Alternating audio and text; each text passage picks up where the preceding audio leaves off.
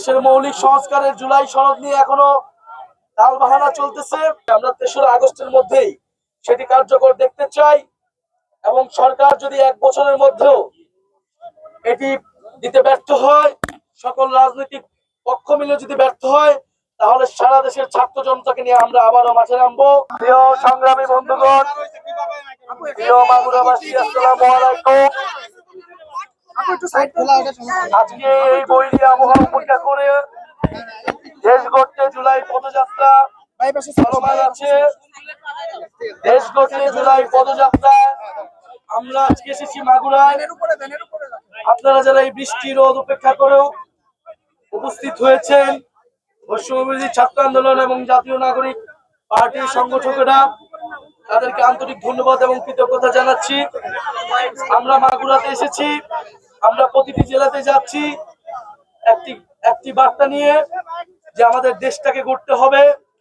এই জুলাই গণ অভ্যুত্থানের পরে যে বাংলাদেশ বিনির্মাণের লড়াই এখন শুরু হয়েছে, এই বাংলাদেশ নতুন করে গড়তে হলে আমাদের এই ফ্যাসিজমের সাথে যারা জড়িত ছিল তাদের বিচার, দেশের মৌলিক সংস্কার এবং একটি নতুন সংবিধান প্রয়োজন।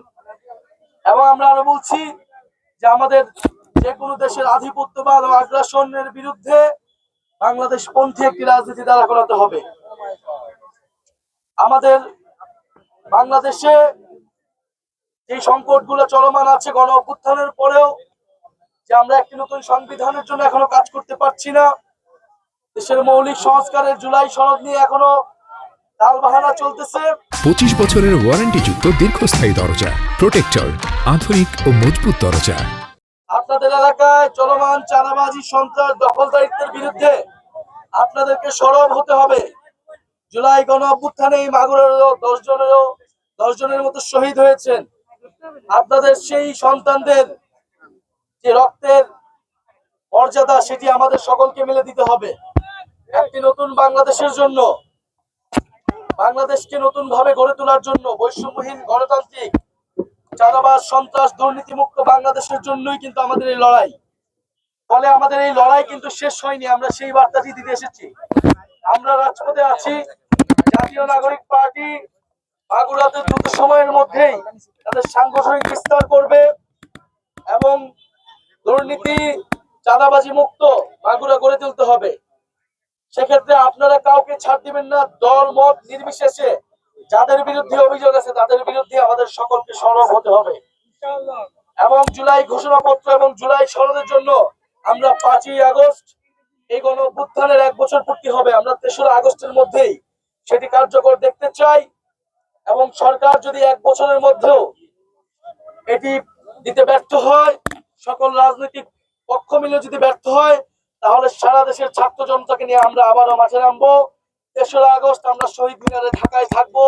আপনাদেরকে 3রা আগস্টের আহ্বান জানাচ্ছি এবং ইনশাল্লাহ আমরা আবারও মাগুরাতে আসবো। মাগুরার বাসীর এলাকার যে সমস্যা, সেই সমস্যার সমাধানের জন্য জাতীয় নাগরিক পার্টির নেতৃবৃন্দ আপনাদের সাথে সবসময় থাকবে।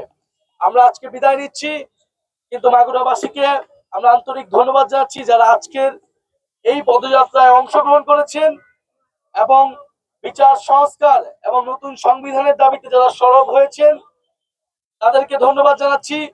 মাগুরার যারা জুলাই গণ অভ্যুত্থানের শহীদ রয়েছেন তাদেরকে স্মরণ করছি এবং আহত যোদ্ধা যারা রয়েছেন তাদেরকে গভীর শ্রদ্ধার সাথে স্মরণ করে আমরা আজকের এই পথসভা এখানে সমাপ্ত ঘোষণা করছি। আসসালামু আলাইকুম।